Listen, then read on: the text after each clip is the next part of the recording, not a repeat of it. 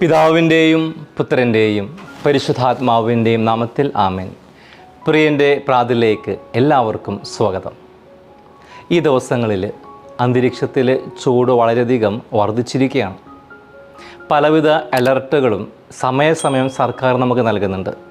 അതുപോലെ തന്നെ സ്വീകരിക്കേണ്ട മുൻകരുതലുകളെക്കുറിച്ചും മുന്നറിയിപ്പ് നൽകുന്നുണ്ട്. അന്തരീക്ഷത്തിലെ ചൂട് പോലെ തിരഞ്ഞെടുപ്പ് ചൂടും പ്രചാരണമൊക്കെ ഇങ്ങനെ ചൂടേറിയിരിക്കുകയാണ്. നാട്ടിലെ ചായക്കടകളിലും TV ചാനലുകളിലും വീടുകളിലും ചൂടേറിയ രാഷ്ട്രീയ ചർച്ച നടക്കുന്ന ഒരു കാലമാണിപ്പോൾ.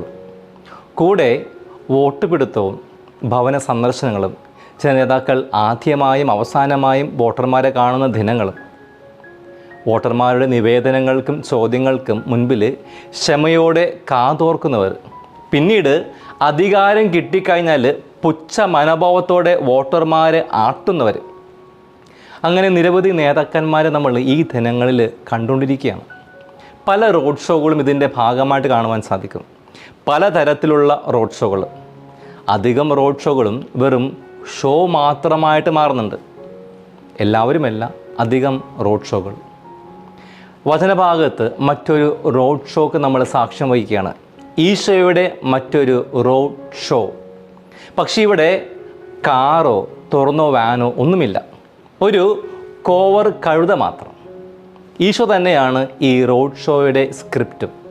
എന്നാൽ ഇതിൻ്റെ ട്വിസ്റ്റ് പിന്നീട് കാൽവരി മലയിൽ കാണുവാൻ സാധിക്കും.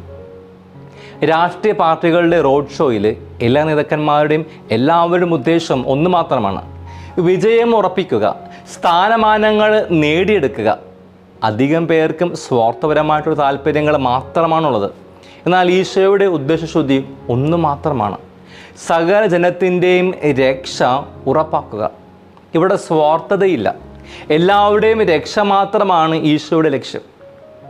വളരെ വിപുലമായിട്ടുള്ള റോഡ് ഷോ തന്നെയാണ് ഈശോ ഇവിടെ നടത്തുന്നത്. അതും ആരും അതുവരെ കയറിയിട്ടില്ലാത്ത ഒരു കഴുത. ഈ റോഡ് ഷോയുടെ സമയത്ത് ഈശോ വളരെ നല്ല വൈബിലാണ്. എല്ലാവരെയും നോക്കി ഒത്തിരി പുഞ്ചിരിച്ചുകൊണ്ടാണ് ഈശോ കടന്നു പോകുന്നത്. വളരെ ചുരുക്കമായിട്ട് മാത്രമാണ് ഈശോയെ ചിരിക്കുന്നത് നമ്മൾ സുവിശേഷത്തിൽ കാണുന്നത്. എന്നാൽ ഇന്ന് ഇവിടെ കാണുക, എല്ലാവരെയും അഭിവാദനം ചെയ്തുകൊണ്ട്, അവരോട് കുശലം പറഞ്ഞുകൊണ്ട്, സൗഖ്യം വേണ്ടവർക്ക് സൗഖ്യം നൽകിക്കൊണ്ട്, കുട്ടികളെ അനുഗ്രഹിച്ചുകൊണ്ട്, അവർക്ക് ഉമ്മ നൽകിക്കൊണ്ട്, നീയാണ് ഞങ്ങളുടെ രക്ഷയെന്ന് ഉറക്കെ വിളിച്ച് പറയുന്നതിന് നോക്കി തലയാട്ടി അത് ശരിവെച്ചുകൊണ്ട് ഈശോ ഒരു സെലിബ്രിറ്റി കടന്നു പോകുന്ന പോലെ നീങ്ങിക്കൊണ്ടിരിക്കുകയാണ്. അന്ന് വരെ കണ്ടിട്ടില്ലാത്ത ഒരു മഹാസംഭവമാണ് ജെറുസലേമിൽ ഇപ്പോൾ നടക്കുന്നത്. ഒരു ചരിത്ര സംഭവമായിട്ട് അത് മാറിക്കൊണ്ടിരിക്കുകയാണ്. വർഷങ്ങൾക്ക് മുമ്പ് മക്കബിയാസിനും കൂട്ടർക്കും ഒരു സംഭവ ബഹുലമായിട്ടുള്ള സ്വീകരണം യഹൂദർ നൽകുകയുണ്ടായി. മക്കബായരുടെ പുസ്തകത്തിൽ അവ രേഖപ്പെടുത്തിയിട്ടുണ്ട്. എന്നാൽ ഇപ്പോൾ അതിനേക്കാൾ വലിയ ഒന്നാണ് ഇപ്പോൾ സംഭവിക്കുന്നത്.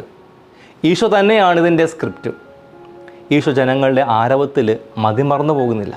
കാരണം നാളെ അവനെ ക്രൂശിക്കുമെന്ന് ഉറക്കെ വിളിച്ച് പറയുമെന്ന് ഈശോയ്ക്കറിയാം. എന്നിട്ടും തെല്ലൊരു ഭയമില്ലാതെ ഈശോ അവരെ നോക്കി പുഞ്ചിരിച്ചു. കഴുതയും വലിയ സന്തോഷത്തിലാണ്, തനിക്ക് ലഭിച്ച വലിയ സ്വീകരണത്തിൽ. കാരണം ജീവിതകാലത്ത് ഒരിക്കൽ പോലും അപ്രകാരമുള്ളൊരു സ്വീകരണം ലഭിച്ചിട്ടില്ല. കൂടെയുള്ള ശിഷ്യന്മാർ മതിമറന്ന് ആഹ്ലാദിക്കുകയാണ്, ആഘോഷിക്കുകയാണ്, ഈശോയ്ക്ക് ജയ് വിളിക്കുകയാണ്. പിന്നീട് വരുവാനുള്ള ട്വിസ്റ്റ് മനസ്സിലാക്കാതെ കാൽവരിയിലെ ട്വിസ്റ്റ്. അവരെല്ലാവരും ഓടിപ്പോകുമെന്ന് ഈശോയ്ക്ക് അറിയാം. പക്ഷേ ഈശോ അതെല്ലാം കണ്ട് രസിച്ച് കഴുതപ്പുറത്ത് നീങ്ങുകയാണ്. ഈശോ തന്നെയാണ് ഇതിൻ്റെ സ്ക്രിപ്റ്റ് എന്ന് പറയാൻ കാരണം അവിടുന്ന് സ്വയം വെളിപ്പെടുത്തുകയാണ് ഈ റോഡ് ഷോയിലൂടെ. 3 കാര്യങ്ങൾ ഈശോ വെളിപ്പെടുത്തുകയാണ്. ഒന്നാമതായിട്ട് തൻ്റെ പീഡാസഹനം, കുരിശുമരണം, ഉത്ഥാനം ഇവയ്ക്ക് മുന്നോടിയായിട്ട് ഈ റോഡ് ഷോയിലൂടെ അതിൻ്റെ തുടക്കം കുറിക്കുകയാണ് ഈശോ ഇവിടെ. രണ്ടാമതായിട്ട് താൻ മിശിഹയാണ്, അതും സഹനദാസനായിട്ടുള്ള മിശിഹയാണെന്ന്. മൂന്നാമതായിട്ട് താൻ രാജാവാണതും സമാധാന രാജാവാണ്. ഈ 3 കാര്യങ്ങൾ ഈശോ ഈ ഓഷധനത്തിൽ വെളിപ്പെടുത്തി തരികയാണ്. 3 വെല്ലുവിളി നമുക്ക് ഈശോ നൽകുകയാണ് അതിലൂടെ. ഒന്നാമതായിട്ട് ഈശോ തൻ്റെ പീഡാസഹനം, കുരിശുമരണം, ഉത്ഥാനം ഇവയ്ക്ക് മുന്നോടിയായിട്ട് ഈ റോഡ് ഷോയിലൂടെ തുടക്കം കുറിക്കുമ്പോൾ 3 വ്യത്യസ്ത പ്രതികരണങ്ങൾ നമുക്ക് കാണാൻ സാധിക്കും. ആദ്യത്തെ പ്രതികരണം ജനത്തിൻ്റെതാണ്.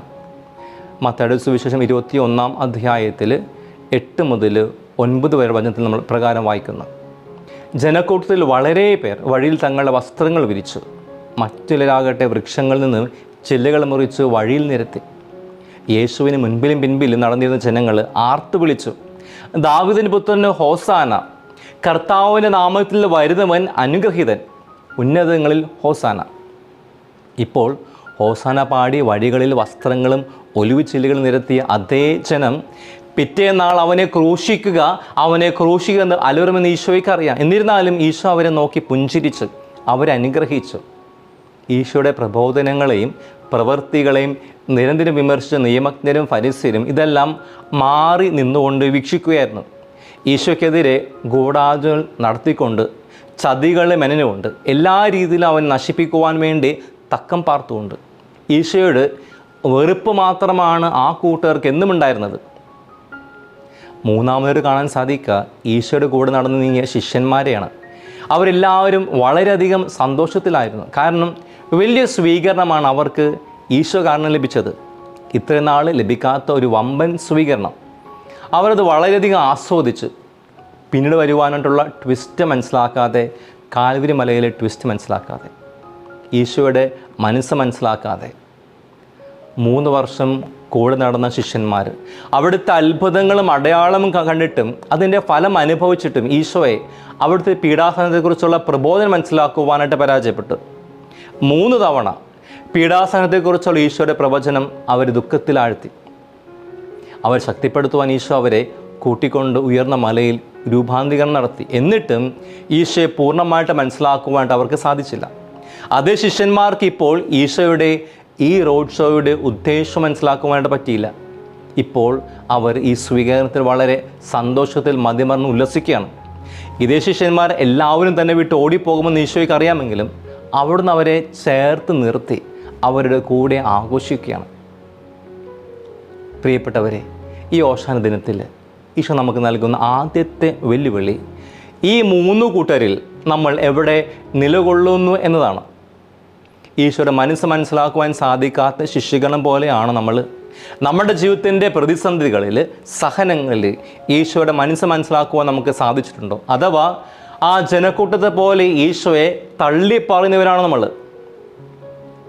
രണ്ടാമതായിട്ട് ഈശോ താൻ മിശിഹയാണെന്ന് വെളിപ്പെടുത്തുകയാണ്. സഹനദാസനായിട്ടുള്ള മിശിഹ. ഈശോയ്ക്ക് വേണമായിരുന്നെങ്കിൽ താൻ സഹനദാസൻ എല്ലാം മറിച്ച് പൊളിറ്റിക്കൽ മിശിഹ എന്ന രീതിയിൽ തന്നെ അവതരിപ്പിക്കാമായിരുന്നു. വിജയശ്രീനാഥനായിട്ടുള്ള മിശിഹ എന്ന് പറയാമായിരുന്നു. കാരണം എല്ലാവരും യേശുവിനെ കണ്ടത് അപ്രകാരമാണ്. റോമൻ ആധിപത്യത്തിൽ നിന്നും തങ്ങളെ രക്ഷിക്കുവാൻ വന്ന പൊളിറ്റിക്കൽ മിശിഹയാണ് യേശു എന്ന് എല്ലാവരും കരുതി.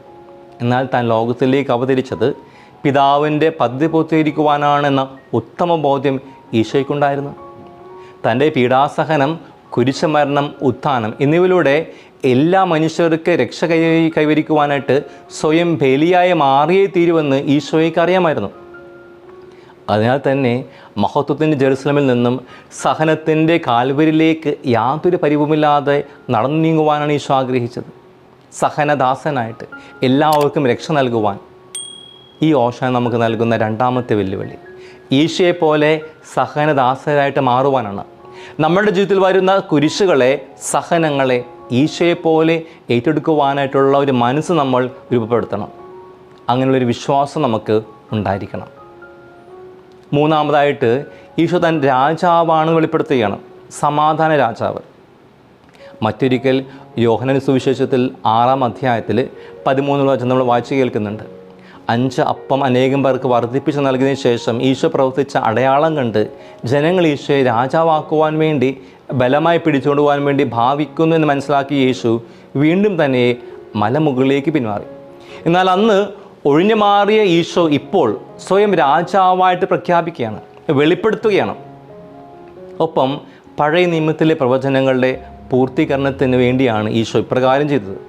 സഖറിയ 9:9 നമ്മൾ വായിക്കുന്നു, സിയോൻ പുത്രി അതിയായി ആനന്ദിക്കുക, ജെറുസലേം പുത്രി ആർപ്പ് വിളിക്കുക, ഇതാ നിൻ്റെ രാജാവിൻ്റെ അടുക്കിലേക്ക് വരുന്നു, കഴുതപ്പുറത്ത് കഴുതക്കുട്ടിയുടെ പുറത്ത് കയറി വരുന്നു. സഖറിയ പ്രവാചകൻ്റെ പ്രവചനത്തിൻ്റെ പൂർത്തീകരണമാണ് ക്രിസ്തുവിൻ്റെ രാജകീയ ജെറുസലേം പ്രവേശനത്തിൽ സംഭവിച്ചത്. പഴയ നിയമത്തിൽ സമാധാനത്തിൻ്റെയും വിനയത്തിൻ്റെയും പ്രശാന്തമായിട്ടുള്ള ജീവിതത്തിൻ്റെയും പ്രതീകമാണ് കഴുത. സാധാരണ രീതിയിൽ രാജാക്കന്മാർ യുദ്ധത്തിനായിട്ട് പോകുമ്പോൾ കുതിരപ്പുറത്തും സമാധാന സന്ധിക്കായിട്ട് പോകുമ്പോൾ കഴുതപ്പുറത്തുമാണ് സഞ്ചരിച്ചിരുന്നത്. താൻ സമാധാന രാജാവാണ് ഈശോ ഈ പ്രവൃത്തിയിലൂടെ പ്രഘോഷിക്കുകയാണ് ചെയ്യുന്നത്. ഓശാന നമുക്ക് നൽകുന്ന മൂന്നാമത്തെ വെല്ലുവിളി ഈശോയെ പോലെ സമാധാനത്തിൻ്റെ വക്താക്കളായിട്ട് മാറുക എന്നാണ്. യുദ്ധം അതിരൂക്ഷമായിട്ട് മുന്നേറുമ്പോൾ ലോക സമാധാനത്തോടെ നമുക്ക് പ്രാർത്ഥിക്കാം. ഒപ്പം നമ്മളായിരിക്കുന്ന ഇടങ്ങളിൽ മറ്റുള്ളവർക്ക് സമാധാനം പ്രദാനം ചെയ്യുന്ന വ്യക്തികളായി മാറുവാൻ പരിശ്രമിക്കാം. ആരുടെയും വ്യക്തി ജീവിതത്തിൽ സമാധാനം തകർക്കാതെ, അസമാധാനത്തിൻ്റെ പ്രവൃത്തിയിൽ ഏർപ്പെടാതെ, സമാധാന രാജാവായ ഈശോയെപ്പോലെ എല്ലാവർക്കും സമാധാനം നൽകുന്ന വ്യക്തികളായി മാറുവാൻ നമുക്ക് സാധിക്കട്ടെ. പ്രിയപ്പെട്ടവരെ, ഈ ഓശാന തിരുനാൾ, ഈശോയുടെ ഈ റോഡ് ഷോ നമുക്ക് നൽകുന്ന ഈ 3 വെല്ലുവിളികൾ ഏറ്റെടുക്കുവാൻ നമുക്ക് പരിശ്രമിക്കാം. ഈശോയുടെ മനസ്സ് മനസ്സിലാക്കുന്ന വ്യക്തികളായി രൂപാന്തരപ്പെടുവാൻ, ഈശോയെപ്പോലെ സഹനദാസരായിട്ട് മാറുവാൻ, സമാധാന രാജാവായ ഈശോയെപ്പോലെ എല്ലാവർക്കും സമാധാനം നൽകുന്ന വ്യക്തികളൊക്കെയായി മാറുവാൻ ദൈവം നമ്മളെല്ലാവരും അതിനായിട്ട് സഹായിക്കട്ടെ. പിതാവും പുത്രനും പരിശുദ്ധാത്മാവും നിങ്ങളെ അനുഗ്രഹിക്കട്ടെ. ഈശോ മിശിഹായിക്ക് സ്തുതിയായിരിക്കട്ടെ.